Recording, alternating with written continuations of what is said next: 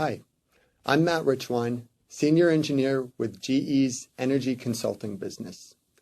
Welcome to today's webinar on GE Wind's MultiPlant Coordination. With the proliferation of wind turbines and wind farms around the country and around the world, we're frequently finding new challenges related to installing wind farms close to each other. Not only geographically close to each other, but electrically close to each other in terms of the grid. When two or more wind farms are located in close electrical proximity to each other, and what I mean by this is that they have a small impedance between the two wind farms, there is a potential to circulate reactive power between or among the wind farms and what we know as fighting. In the two wind farm examples shown on the figure, Wind Farm 1 and Wind Farm 2 are both producing active power. However, Wind Farm 1 is producing 50 megavars of reactive power, while Wind Farm 2 is consuming 40 megavars of reactive power, leaving the grid with the difference of 10 megavars. This is an unnecessary circulation of reactive power that can lead to system losses and other inefficiencies and wear and tear on the equipment. One approach that is commonly used for resolving this or reducing this reactive power circulation is called voltage droop. In many cases, it is effective at reducing the reactive power circulation, but it can never completely eliminate the reactive power circulation. Also, it has the disadvantage that it loosens the ability to regulate the voltage at the upstream bus into the grid.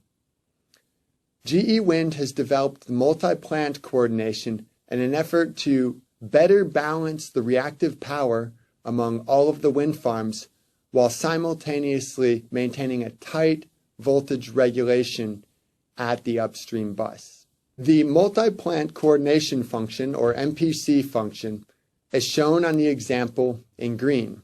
This function measures the upstream bus that is to be regulated and sends commands to all of the participating wind farms such that each wind farm does its fair share of reactive power contribution to the grid, balancing those reactive power contributions while at the same time maintaining a tight regulation of the voltage at the upstream bus. It enables multiple wind farms to look like one single coordinated wind farm from the perspective of the grid.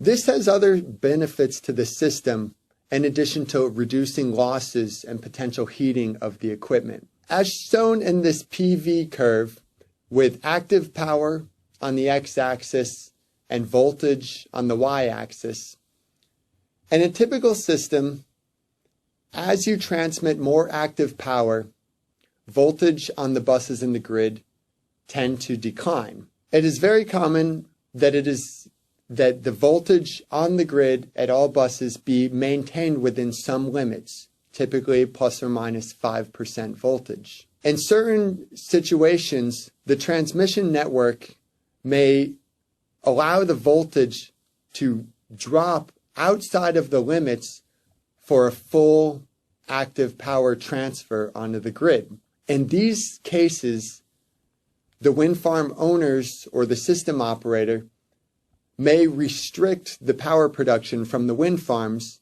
in order to maintain the bus voltages of the local grid within the nearby limits. This would be a power curtailment issue.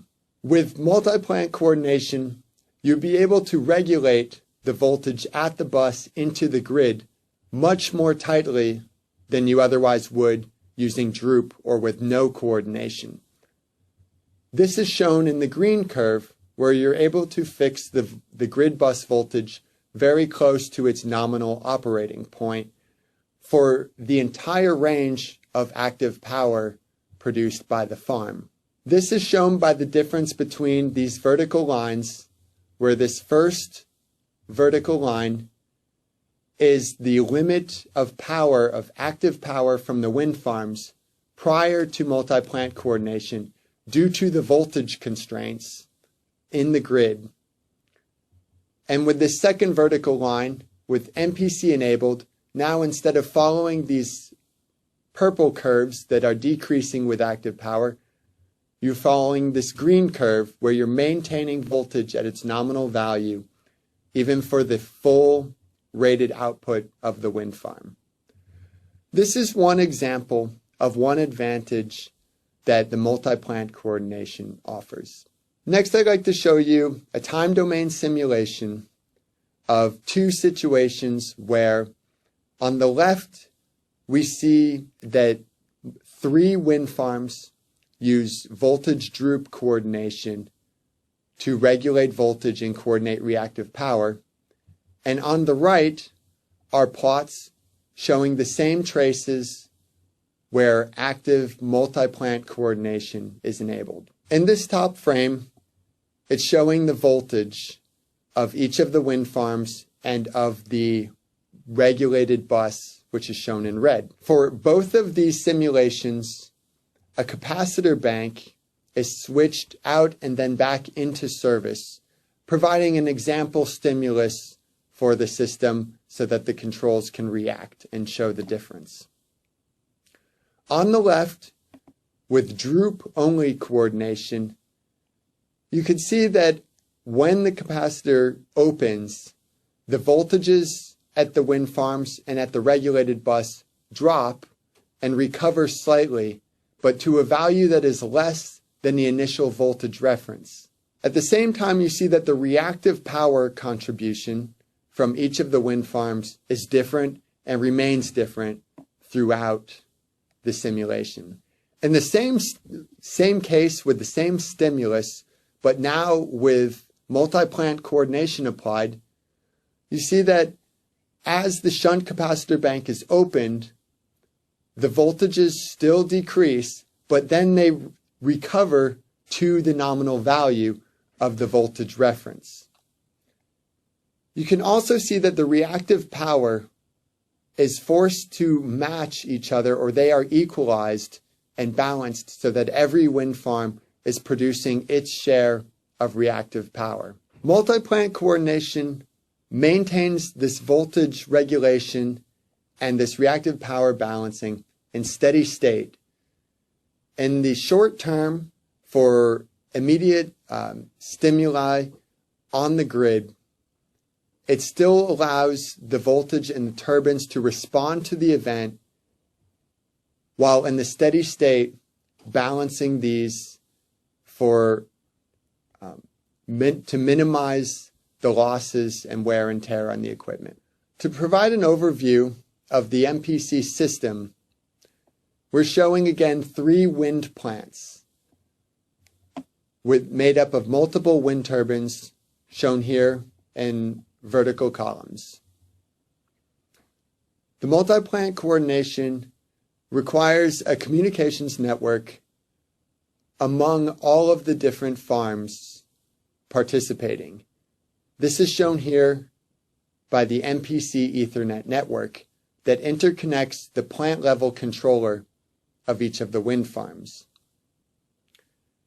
In addition, the MPC controller also requires communications to the regulated bus, a measurement at the regulated bus, so that the MPC function can regulate the voltage there. With this farm-to-farm communication and POR-to-farm communication, the MPC can perform its coordination job. It can regulate the voltage with an accuracy of better than 1% on the system voltage.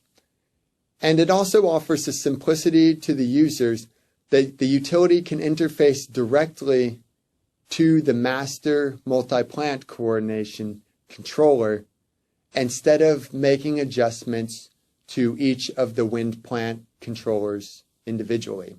That is all for today's webinar. I hope you've enjoyed today. Thank you for your attention,